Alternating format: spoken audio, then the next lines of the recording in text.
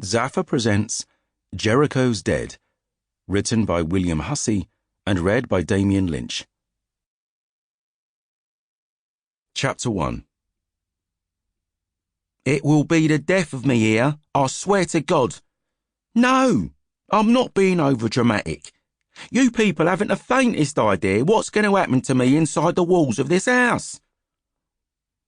The man who claimed he communed with ghosts strode out of the untenanted vicarage and towards the sleeping fairground. Phone clamped to his ear, celebrity psychic Darrel Everwood did not acknowledge the woman who trotted at his heels, following him down the porch steps, across a barren garden, and through a squawking, lopsided gate.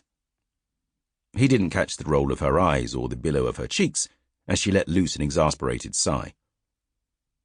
Slipping out from beneath the shadow of the house, Everwood pulled the phone from his ear and stared at it, as if doubting its very existence. Then, holding it a hair's breadth from his mouth, he bellowed, "Yes, I am serious. You tell those pinhead producers that I know exactly how this nightmare is going to go down. I've seen it. I've been told. A spirit has communicated with me and it..." "What? Hold on a fucking minute. Are you..." "Don't you dare laugh at me. Don't you fucking dare. I'm a lamb to the bloody slaughter here." And with that, he thumbed the screen and threw the mobile to his assistant, who caught it with accustomed ease. "Those greedy bastards will dance on my grave, Deepal. I swear," he muttered, casting the impassive presence at his side a narrow glare. "Oh, for Christ's sake, let's just get the hell out of here. This whole thing was a gigantic mistake." They crossed the short patch of ground that separated the austere Victorian rectory from its newly arrived, rather gaudy neighbour. Enclosed within a large clearing inside Redgrave Forest, the fairground sat like a decorous bauble, its flash and colour reflected in the uncurtained windows of the old house. Reflected there, too, the retreating figures of the psychic and his PA, as they swept along the fair's main drag, passing between vague columns and spirals that loomed against the lifeless October sky. Shapes that, at the flick of a switch, would immediately define themselves into thrill rides and Ferris wheels. All around the clearing, the trees groaned and shushed, while inside the fair, wires and guy ropes cut a song out of the breeze. A little background melody to cover my tread as I moved through the shadows, my feet finding steady spots upon the duckboards. So this was Darrel Everwood. I'd only ever seen him on television before, play-acting at possession, exploring supposedly haunted ruins, reassuring the bereaved that their loved ones could indeed reach out from beyond the veil.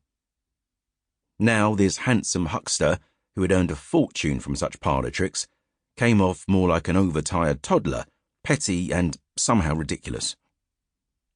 And yet, as I trailed him to the car park that stood beyond the main gate, I began to feel a familiar sensation prickle beneath my skin. A hunger, a restlessness, a yearning that for the past 4 months I tried my best to ignore. I had been a detective before my disgrace.